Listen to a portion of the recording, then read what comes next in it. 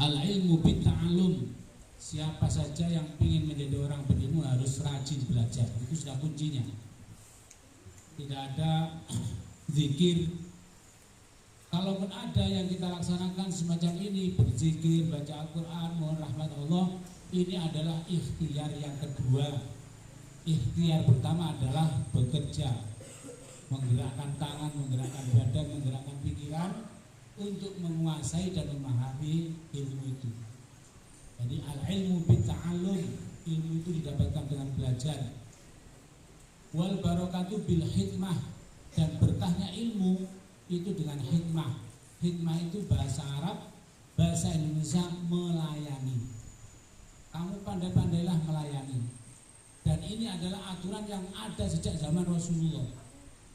Ada sahabat-sahabat Rasul yang tidak pulang, nempat di masjidnya Rasulullah, yang kemudian mereka disebut dengan kaum sufi atau ahli sufah, yang melakukan semua yang perlu dikerjakan oleh Rasulullah, sehingga menjadi perawi hadis yang luar biasa. Dan mereka semuanya melaksanakan khidmah kepada Rasulullah, tidak ada yang dibayar. Jangan lalu kamu nanya-nanya bayaran, ya. Nanti bayarannya kepada siapa? Bayarannya dari Allah. Nanti ilmu akan diberikan Allah berkah. Jadi sekarang yang lagi viral masalah ro'an, kerja bakti di pondok itu dibilang perbudakan. Nah, ini memang nggak pernah ngaji, nggak tahu sejarahnya bagaimana Islam tumbuh berkembang itu bagaimana. Itu sudah dari zaman Rasulullah, para sahabat-sahabat yang ikut dengan Rasulullah. Kalau Rasulullah dari pergian punya rezeki dikasihkan, tidak ada, mereka puasa bareng-bareng dengan Rasulullah. Nah, itu kalau kalian semuanya ingin ilmumu berkah, harus berani berkhidmah. Khidmat atau hikmah. Hikmah itu melayani ilmu atau melayani ahli ilmu. Melayani ilmu berarti beli Quran, beli kitab, ya, itu melayani ilmu. Bawa duit dari rumah untuk biaya makan, itu melayani ilmu. Kamu sisihkan ilmumu supaya badan kuat, sehat, kamu hafalkan, kamu pahami, kamu bawa pulang, nanti kamu terangkan ke orang lain, maka kamu telah melayani ilmu. Dan janji Allah, yarfa'illahu alladhina amanu minkum walladhina utul ilma darajat. Kalau ilmu sudah kamu kuasai, insya Allah nanti masa yang akan datang kalian akan menjadi orang-orang yang mulia, orang-orang yang bermartabat.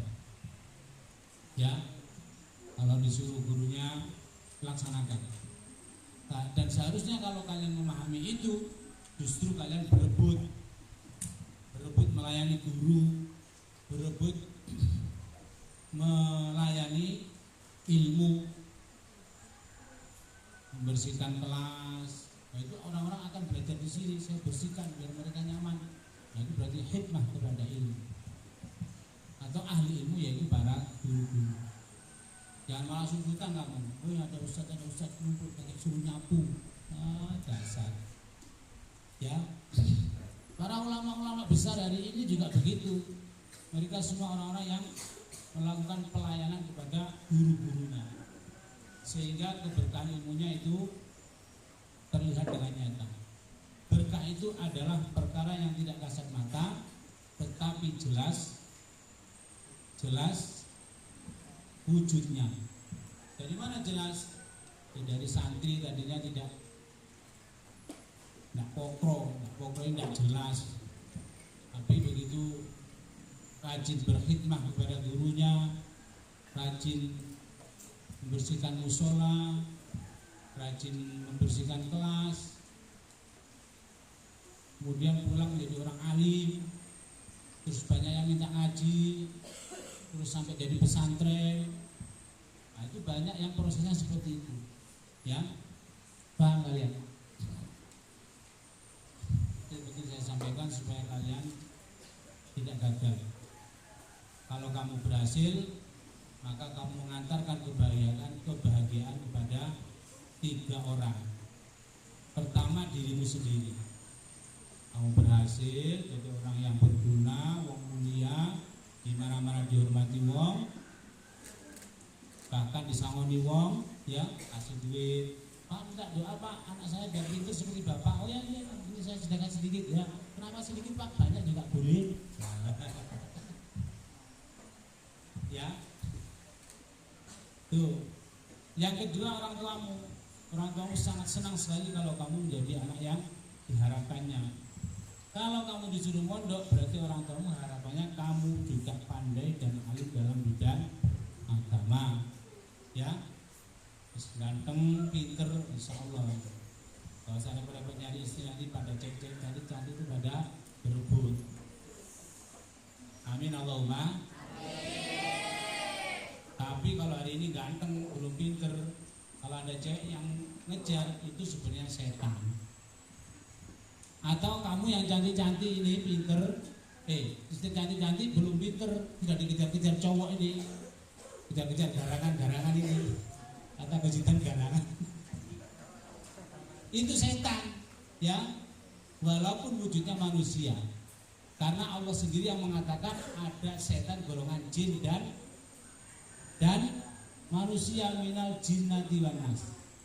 Jadi setiap hal yang memicu kegagalanmu itu setan. Walaupun wajahnya tampan, ganteng, pinter ngerayu, tapi gak pinter ngaji, jangan diterima. Terus saya Gisel, kayaknya aku dengar kalau tanya siapa pacar Gisel ini pada ngaco banyak pacar Gisel.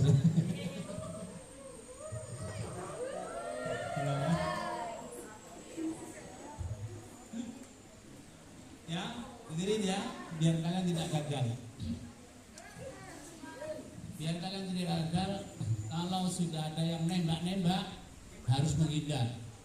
Jangan malah kau pasang. Ayo tembak aku, gagal ya. Sudah pacaran, terlanjur pacaran, tiba-tiba pindah sekolah, wis hilang.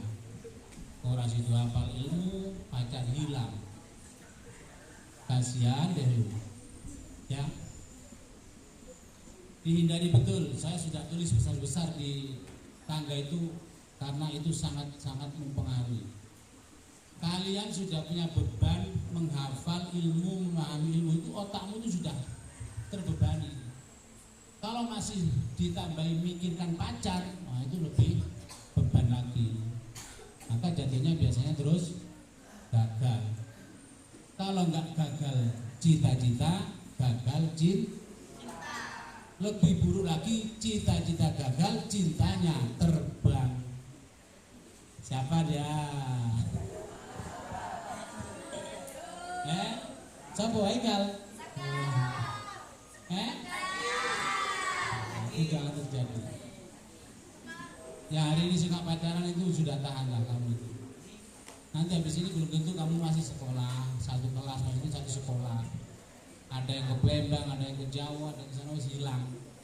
Kau balik lagi dicari mana pacarku dulu? Nah, di Bengkong lah. Ya, Lut, kau punya pacar dulu Lut? Nggak usah ya. Tahan dulu ya, kalau sudah pinter baru. Ya itu kalau kamu suka pacaran, kamu sudah mengkhianati dirimu sendiri.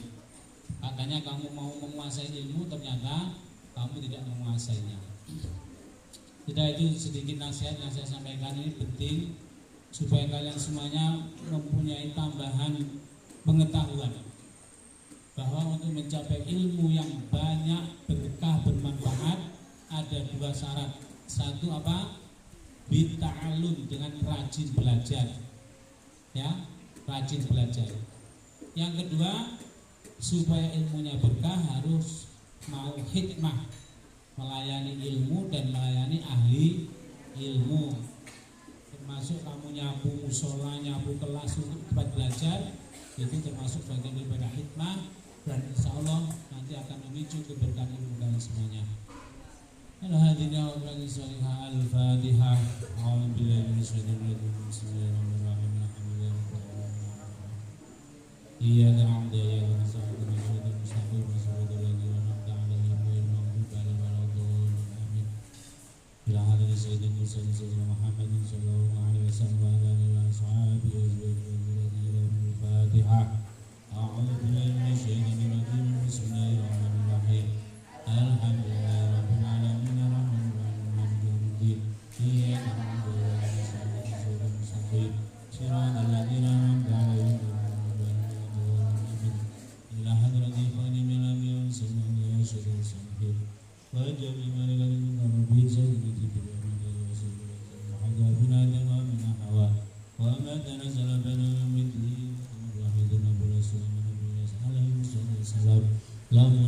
Fatihah. Bismillahirrahmanirrahim. Alhamdulillahirabbil alamin. Arrahmanirrahim. Maliki yaumiddin. Iyyaka na'budu wa iyyaka nasta'in. Ihdinas siratal mustaqim. Siratal ladzina an'amta 'alaihim. Amin. Hadratin sadatina wa muhammadin wa batina wa rahmatan 'alaihi wa baligh sahabat wa tabi'in wa tabi'at tabi'in lahum bi ihsan ila Fatihah.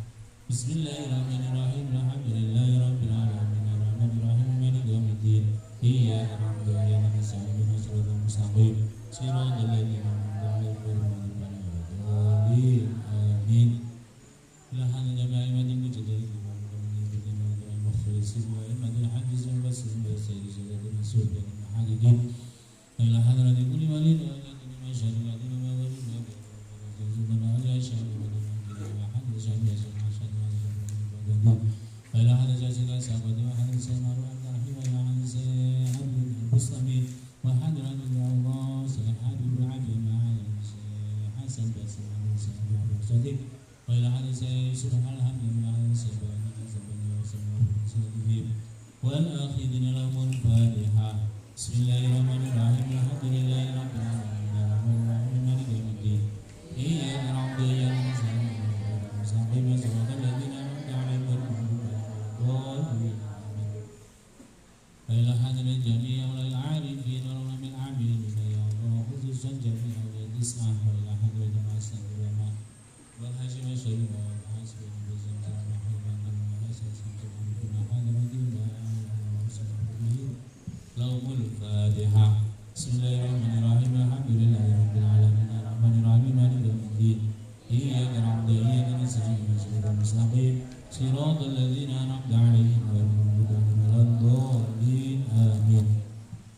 Ila hadrati Bahya Khazid. Bahya Pondok Pesantren Al-Khazidi Buburan Sidoarjo Jawa Timur yang kemarin roboh.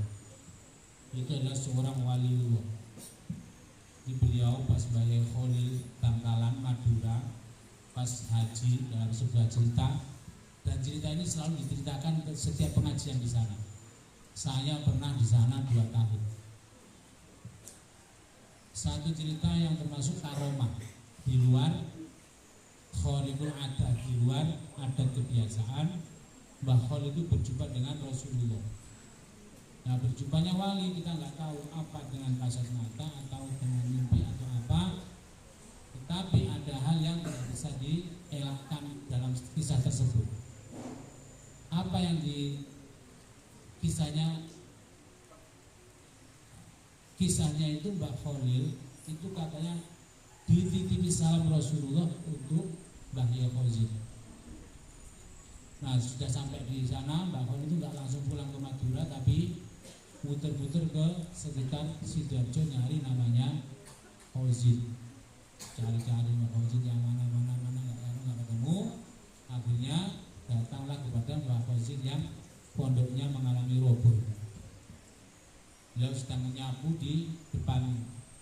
Mbah Khalid ini nanya, Assalamualaikum warahmatullahi wabarakatuh. Pak, saya mau nanya, apa sampean kenal nggak dengan namanya Khazid? Khazid yang mana yang sampean cari? Khazid banyak sini sana saya ceritakan. Kalau Khazid yang sampean mimpi dititipi salam ke Rasulullah, ya aku ini. Nah, dia gitu.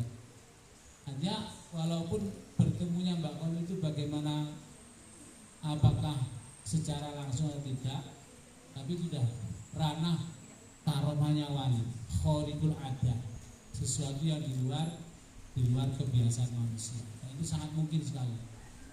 Termasuk saya pernah mengalami itu, ya.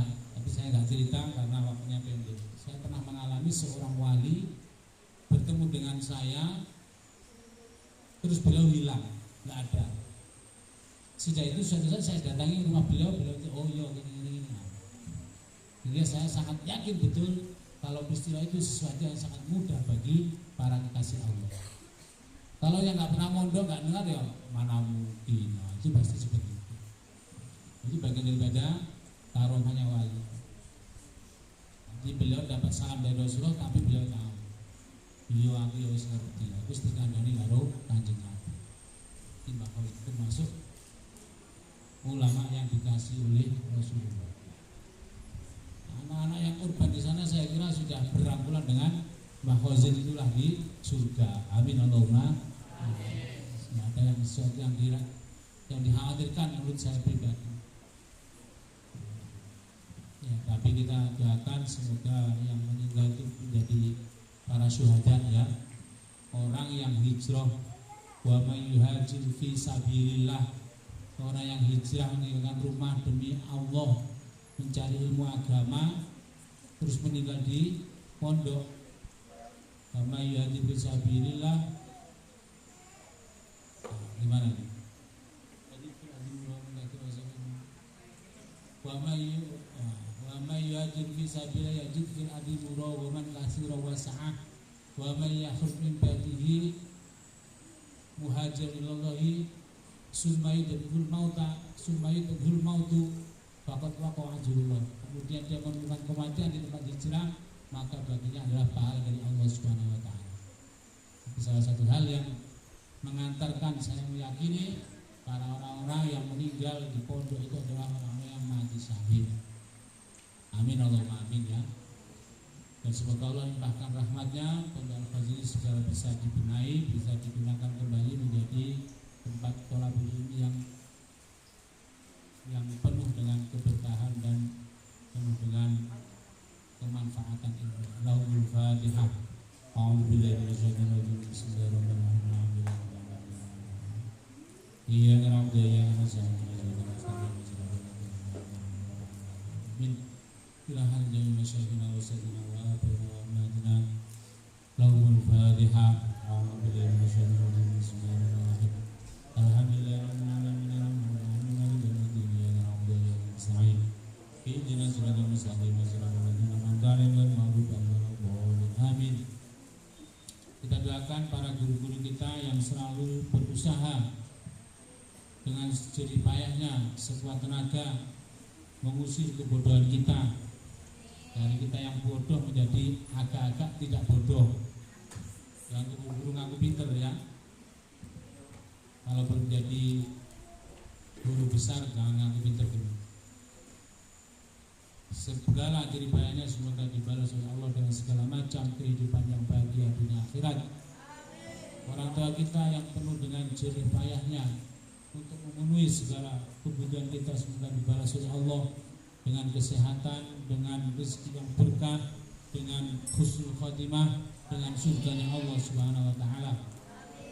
Orang tua kita yang telah mendahului kita telah berada di alam barzakh, kita doakan dengan berkah Al-Qur'an semoga segala kebaikannya diterima dan amal buruknya diampuni, sehingga kuburnya bisa menjadi penuh cahaya yang terang benderang, penuh dengan nikmat Allah, menjadi bagian daripada surga, daripada taman surganya Allah Subhanahu wa taala, dijauhkan dari azab dan siksaan Allah Subhanahu wa taala. Pada seluruh siapa saja yang pernah menginfakkan harta bendanya untuk diinfakkan baik secara khusus maupun secara bayar SPP, bayar bulanan, yang itu kita jadikan, kita wujudkan dalam bangunan ini, mudah-mudahan diterima Allah jadi amal jariah yang melahirkan nikmat kebaikan yang tidak pernah putus, dan semoga Allah membalas, semoga keluarganya menjadi keluarga yang dicintai Allah dan diridhoi Allah Subhanahu wa taala, dan segala cita-cita kita semuanya, hajat kita semuanya, usaha kita semuanya dimudahkan dan dikabulkan Allah Subhanahu wa taala. Terkhusus hajatnya para santri tidak lain dan tidak bukan yaitu membaca atau menguasai ilmu, menghafal Al-Qur'an, semoga diberikan bisa sempurna, bisa manfaat barokah hingga kiamat. Al-Fatihah. A'udzubillahi minasyaitonir rajim. Bismillahirrahmanirrahim. Alhamdulillahirabbil alamin arrahmanir rahim maliki yaumiddin iyyaka na'budu wa iyyaka nasta'in. Ihdinas siratal mustaqim siratal ladzina an'amta 'alaihim ghairil maghdubi 'alaihim waladdallin. Amin. Taqabbalallahu minkum.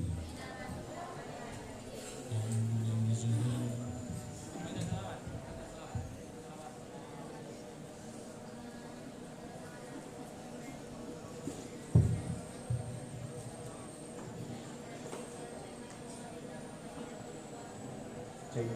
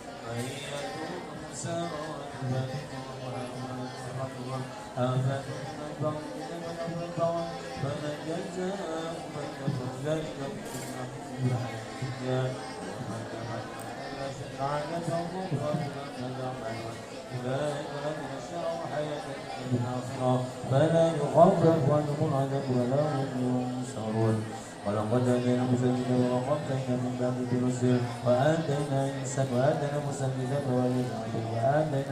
وآتينا موسى وآتينا عيسى ابن مريم وآتينا بروح القدس أفكلما جاءكم رسول بما لا تهوى أنفسكم استكبرتم ففريقا كذبتم وفريقا تقتلون وقالوا قلوبنا غلف بل لعنهم قلوبهم فقليلا ما يؤمنون ولما جاءهم كتاب من عند مصدق ما معهم وكانوا من قبل يستفتحون الذين كفروا فلما جاءهم ما عرفوا كفروا به فلعنة الله على الكافرين بئس ما اشتروا به أنفسهم أن يكفروا بما أنزل الله من فضله على من يشاء من عباده فباءوا بغضب على غضب وللكافرين عذاب مهين فإذا كلمت بما أنزل الله قالوا نؤمن بما أنزل علينا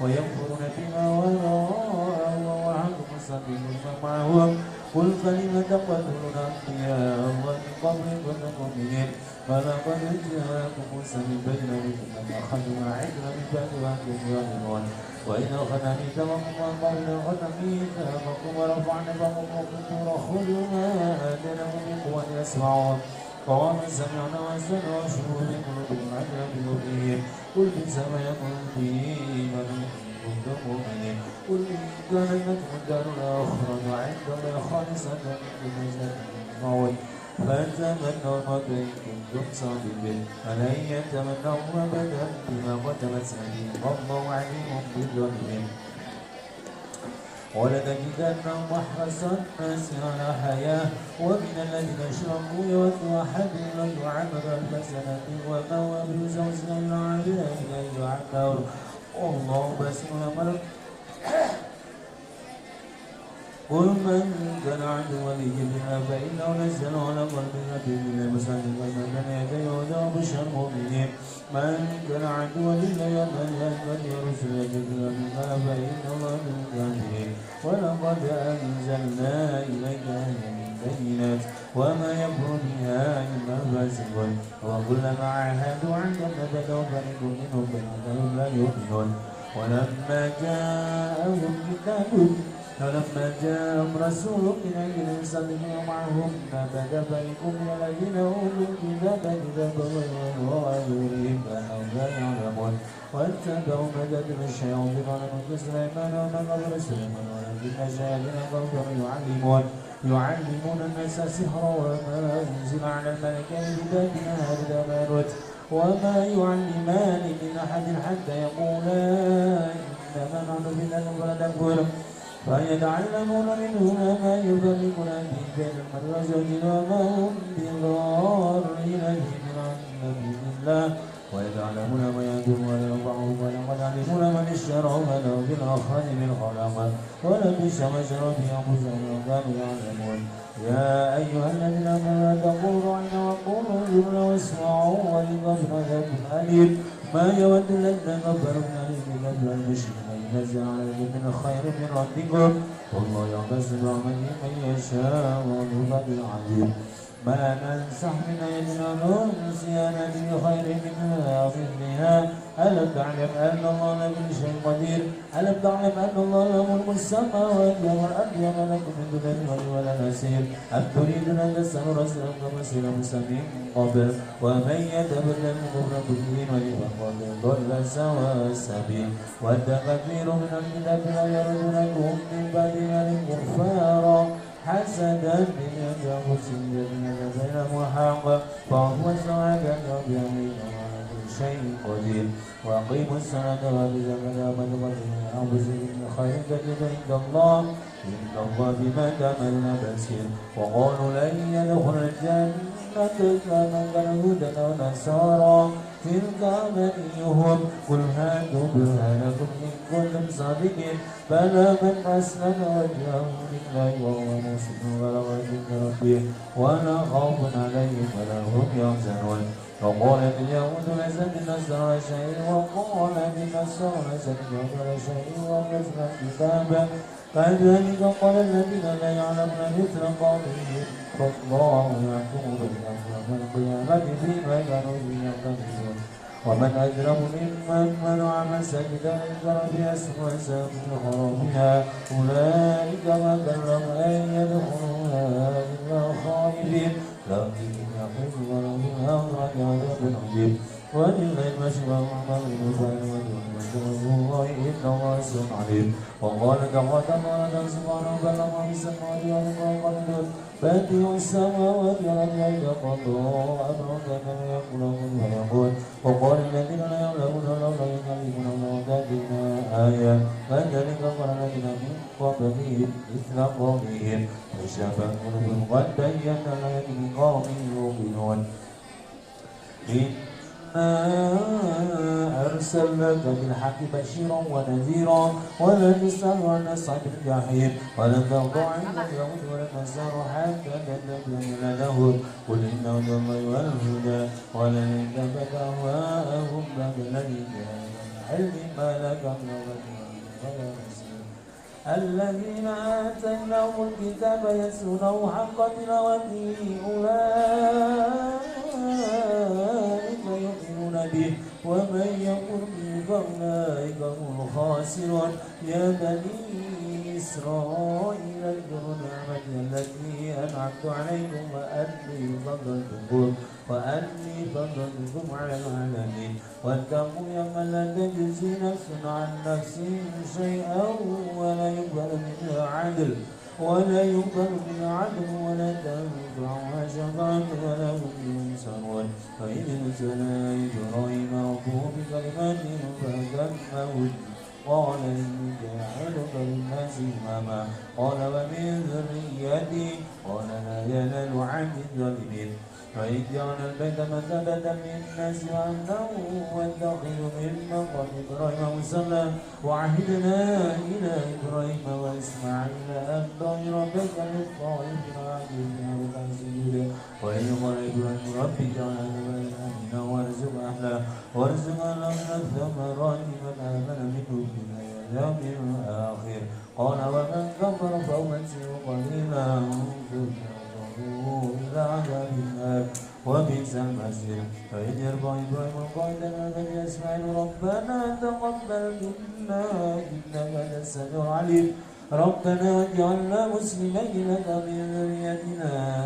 أمة مسلمة لك وأرنا مناسكنا وتب علينا إنك أنت التواب الرحيم ربنا وابعث فيهم رسولا منهم يتلو عليهم آياتك ويعلمهم الدين وحكمة زكيهم إنك أنت العزيز الحكيم ومن يرغب عن ملة إبراهيم إلا من سفه نفسه ولقد استغفرناه في الدنيا وإنه في الآخرة لمن الصالحين إذ قال له ربه أسلم قال أسلمت برب العالمين ووصى بها إبراهيم بني ويعقوب يا بني إن الله اصطفى لكم الدين فلا تموتن إلا وأنتم مسلمون أم كنتم شهداء إذ حضر يعقوب الموت قال لما تعبدون من بعدي قالوا نعبد إلهك وإله آبائك إبراهيم وإسماعيل وإسحاق إلها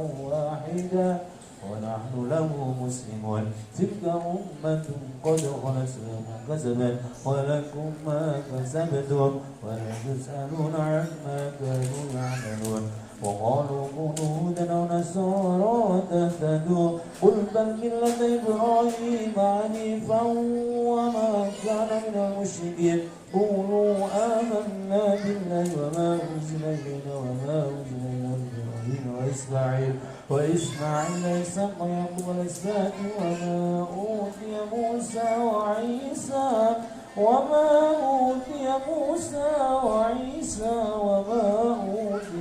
النبيون من ربهم لا نفرق بين أحد منهم ونحن له مسلمون فإن آمنوا بمثل ما آمنتم به فقد اهتدوا فإن تولوا فإنما هم في شقاق فسيكفيكهم الله وهو السميع العليم صبغة الله ومن أحسن من الله صبغته ونحن له عابدون قل أتحاجوننا في الله وهو ربنا وربكم ولنا أعمالنا ولكم أعمالكم ونحن له مخلصون أم تقولون إن إبراهيم وإسماعيل وإسحاق وإسحاق كانوا هودا أو نصارى قل أأنتم أعلم أم الله ومن كتم شهادة عنده من الله وما الله بغافل عما تعملون تلك أمة قد خلت لها ما كسبت ولكم ما كسبتم ولا تسألون عما كانوا يعملون. Selesaikan yang belum selesai. Yang sudah selesai istighosah. Astagfirullahaladzim, astagfirullahaladzim, astagfirullahaladzim. La hawla wala quwwata illa billah. La hawla wala quwwata illa billah. La hawla wala quwwata illa billah. La hawla wala quwwata illa billah. La hawla wala quwwata illa billah. La hawla wala quwwata illa billah. Allahumma shalli wa sallim ala sayyidina Muhammad wa ala ali sayyidina Muhammad. Allahumma salli ala sayyidina Muhammad wa ala ali sayyidina Muhammad. Allahumma salli wa sallim ala sayyidina Muhammad wa ala ali sayyidina Muhammad. Ya Allah ya Qadir ya Allah ya Qadir ya Allah ya Qadir.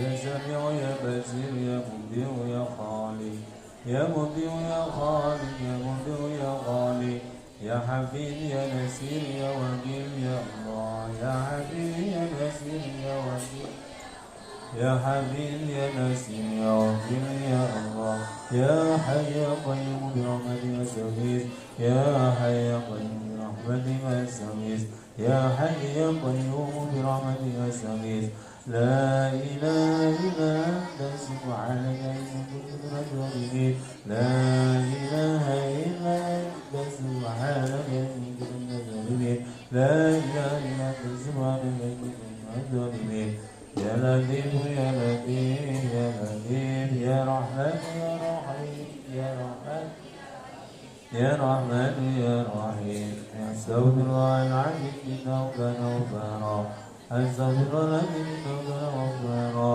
أستغفر الذي إنه كان غفارا اللهم صل على سيدنا محمد يا رسول الله اللهم صل على سيدنا محمد يا رسول الله اللهم صل على سيدنا محمد يا رسول الله اللهم صل صلاة كاملة وسلم سلاما كما على سيدنا محمد بالله تنحل به العقد وتنفرج به الكرب وتقضى به الحوائج وتنال به الغوائب وحسن الغوائب ويستسقى غمامهم بوجه الكريم وعلى آله وصحبه في كل لمحة ونفس ونفس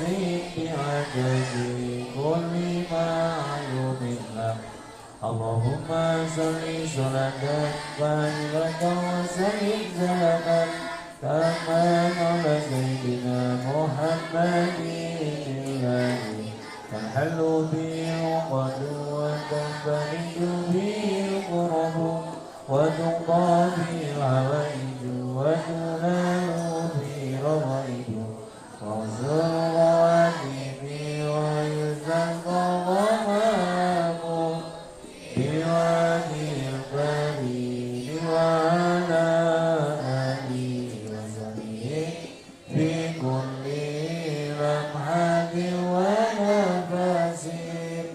ونفس بعدد كل معلوم له اللهم صل صلاة كاملة وسلم سلاما تاما على سيدنا محمد بالله تنحل به العقد وتنفرج به الكرب وتقضى به الحوائج وتنال به الرغائب وحسن الغوائب ويستسقى الغمام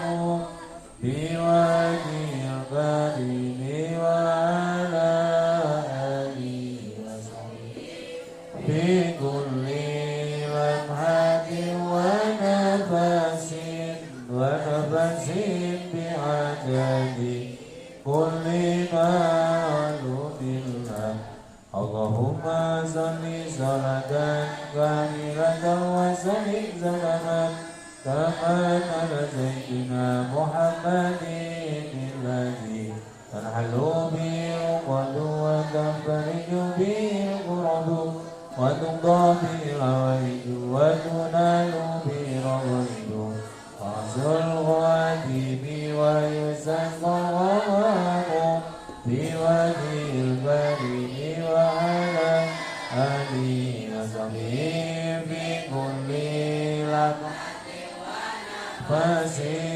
ونفس بعدد كل معلوم له اللهم صل على سيدنا محمد صلاة تنجينا بها من جميع الآفات وتغفرنا بها جميع الحاجات وتزيد بها جميع السيئات وترفعنا بها عندك على الدرجات وتبلغنا بها الصلوات من جميع وجميع أبد محمد اللهم صل على سيدنا محمد صلاة تنجينا بها من جميع الآفات وتغفرنا بها جميع الحاجات وتزيد بها جميع السيئات وتكون بينك على درجات بلغت وسويت الجنة وبعد الممات اللهم صل على سيدنا محمد صلاة تنجينا بها من جميع الآفات وتغفرنا بها جميع الحاجات وتكون بينك على درجات بلغت وسويت بديع يا بديع يا بديع يا بديع يا بديع يا بديع الله أكبر الله أكبر الله أكبر يا ربنا وإلهنا سيدنا مولانا مرزقنا المغفرين الله أكبر الله أكبر الله أكبر يا ربنا وإلهنا سيدنا مولانا مرزقنا المغفرين الله أكبر الله أكبر الله أكبر يا ربنا وإلهنا سيدنا مولانا مرزقنا المغفرين حسن ومرعي الغيب الذين آمنوا أبدا وتقدموا السوء والجنة وعلى وتقدم العجيب حسن ومرعي الغيب الذين آمنوا أبدا وتقدموا السوء والجنة وعلى وتقدم العجيب حسن ومرعي الغيب الذين آمنوا أبدا وتقدموا السوء والجنة وعلى وتقدم العجيب الحمد لله الذي أمرنا وجعل دين الإسلام الحمد لله الذي أمرنا وجعل دين الإسلام الحمد لله الذي أنعم علينا وهدانا دين الإسلام بسم الله ما شاء الله لا يزيد الخير إلا الله بسم الله ما شاء الله لا يزيد الخير إلا الله بسم الله ما شاء الله ما كان كلمة إلا الله بسم الله ما شاء الله لا حول ولا قوة إلا بالله العظيم بسم الله ما شاء الله لا يزيد الخير إلا الله بسم الله ما شاء الله لا يزيد الخير إلا الله بسم الله ما شاء الله ما كان إلا الله بسم الله ما شاء الله لا حول ولا قوة إلا بالله العظيم سألوا بدأ وبالغار يا ظاهر ومدع لنا سألوك يا غفار وعفوا وتبدا وبالغار يا ظاهر ومدع لنا سألوك يا غفار وعفوا وتبدا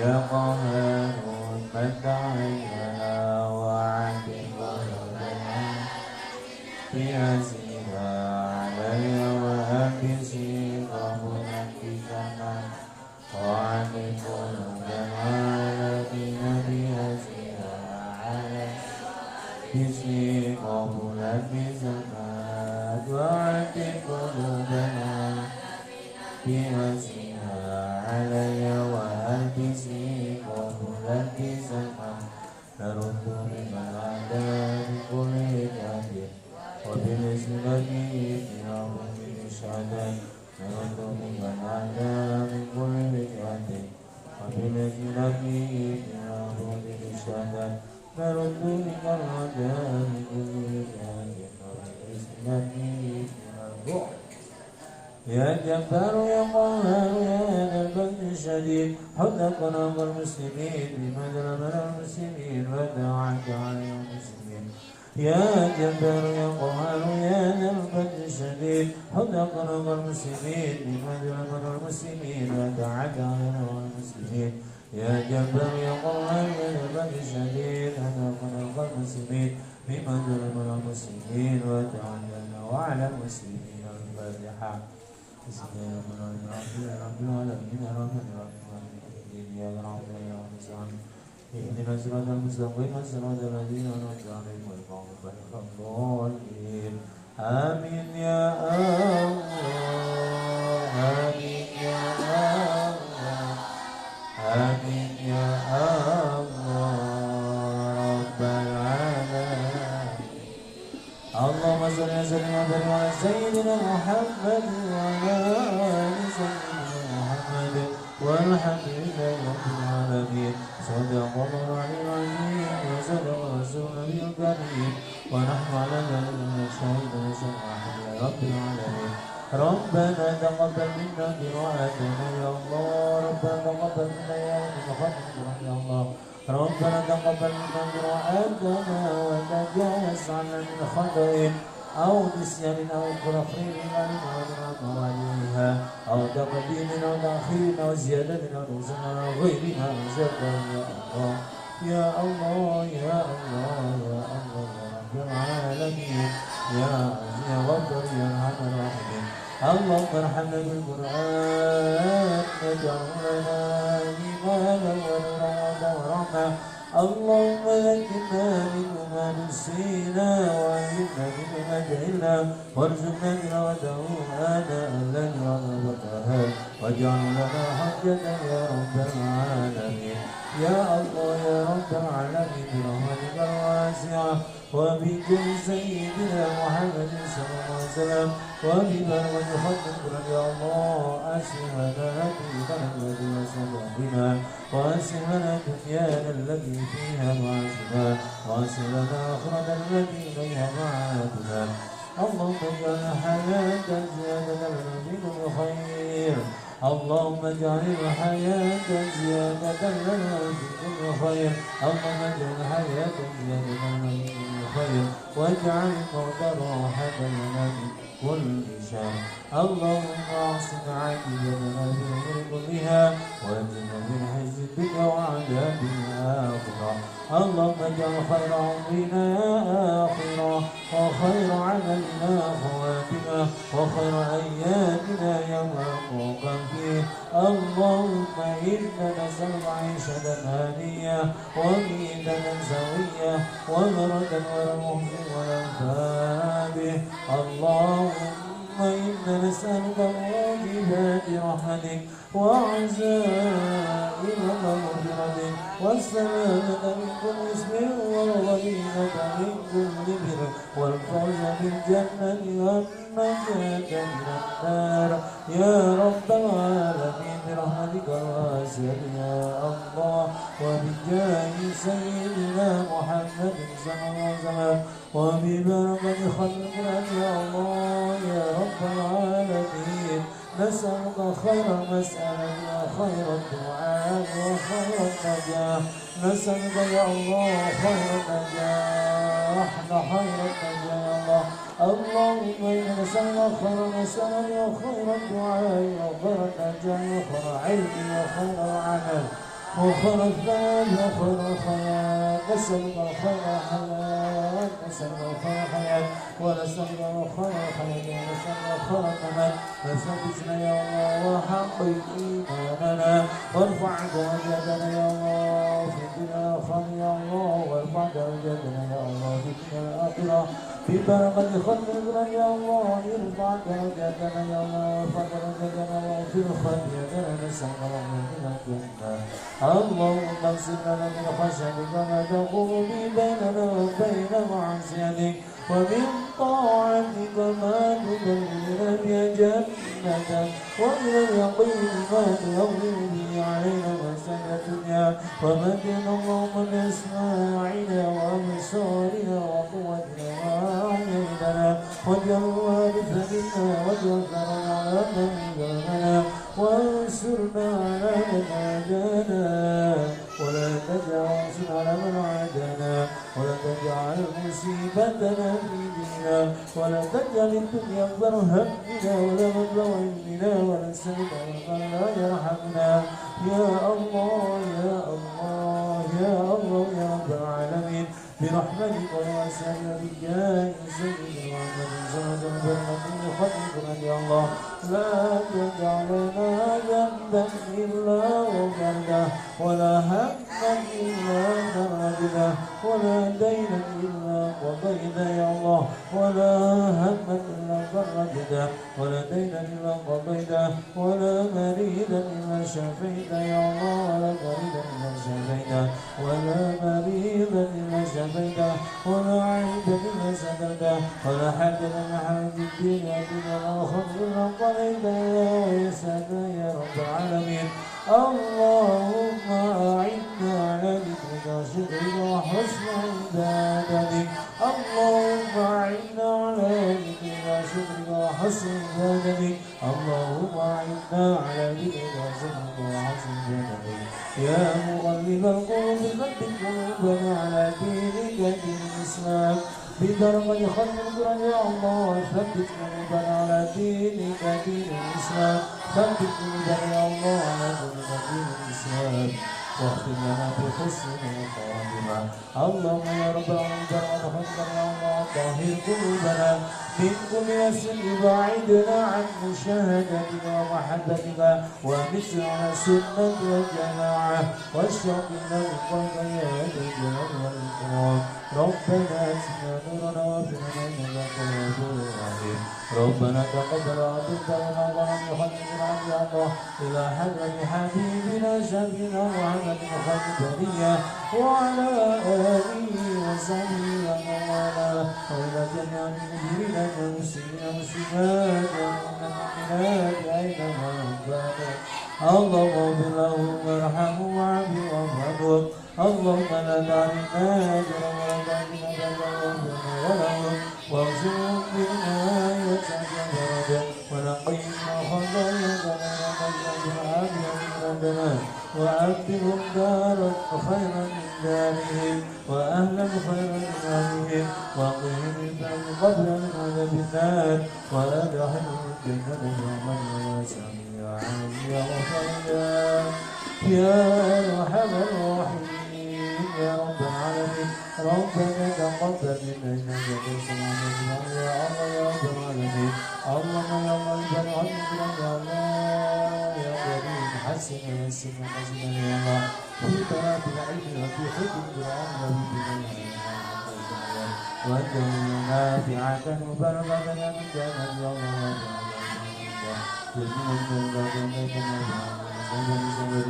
وخلنا بأرنا بسلام يا ربنا اللهم بحمد الإسلام وصلى الله على محمد يا الله رب العالمين مولاي صل وسلم على حبيبك خير الخلق كلهم هو الحبيب الذي تجزى لكل يوم من الأهوال مولى يا ربي بالمصطفى بين مقاصد واغفر لنا ما مضى يا واسع الكرم صلى الله ربنا على نور أحمد المصطفى سيد المرسلين وعلى صحبه أجمعين تقبل منكم الفاتحة بسم الله الرحمن الرحيم الحمد لله رب العالمين الرحمن الرحيم مالك يوم الدين إياك نعبد وإياك نستعين اهدنا الصراط المستقيم صراط الذين أنعمت عليهم غير المغضوب عليهم ولا الضالين آمين بسم الله الرحمن الرحيم ألف لام ميم ذلك الكتاب لا ريب فيه هدى للمتقين الذين يؤمنون بالغيب ويقيمون الصلاة ومما رزقناهم والذين يؤمنون بما أنزل إليك وما أنزل من قبلك وبالآخرة يوقنون أولئك على مغفرة وأولئك هم المفلحون Bismillahirrahmanirrahim. Qul huwallahu ahad, Allahus samad, lam yalid walam yulad walam yakul lahu kufuwan ahad. Bismillahirrahmanirrahim. Qul huwallahu ahad, Allahus samad, lam yalid walam yulad walam yakul lahu kufuwan ahad. Bismillahirrahmanirrahim. Qul huwallahu ahad, Allahus samad, lam yalid walam yulad walam yakul lahu kufuwan ahad. La ilaha illallah Muhammadur Rasulullah. Qul a'udzu birabbil falaq, min syarri ma khalaq, min syarri ghasiqin idza waqab, min syarri naffathati fil 'uqad, min syarri hasidin idza hasad. Bismillahirrahmanirrahim. Qul a'udzu birabbin nas, malikin nas, ilahin nas, alladzi yuwaswisu fi suduril jinnati wan nas. Minkum.